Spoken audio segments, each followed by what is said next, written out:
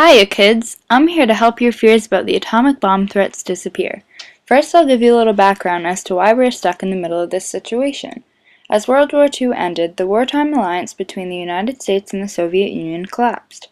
At odds over competing global objectives and different economic and political systems, the two countries fought for control over Europe and control of atomic weapons. As Americans, we are committed to the principles of what's called a democratic government, individual freedom, and a capitalist economy. The Russians, however, have evolved to include a state-run economy, one-party rule, suppression of religion, and the use of force to crush the opposition.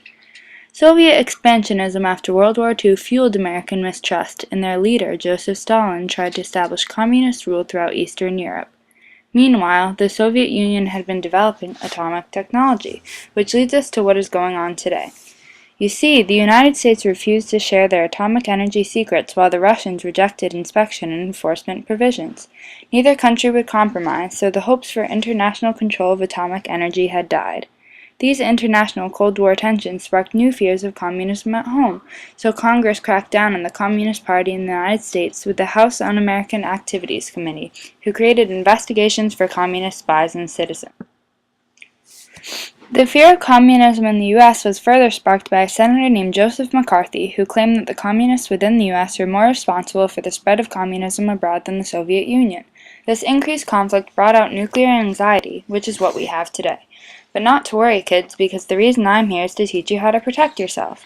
You see, U.S. scientists have begun to work on the hydrogen bomb, but so had the Soviet Union. Right now, there's a big possibility that the Russians could send an atomic bomb our way.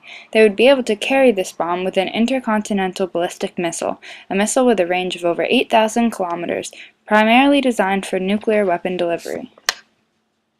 Now let's talk about reacting to the atomic bomb. We hope it never comes, but we have to be prepared just in case. The big idea is to shield yourself by the bomb's blast, heat, and radiation.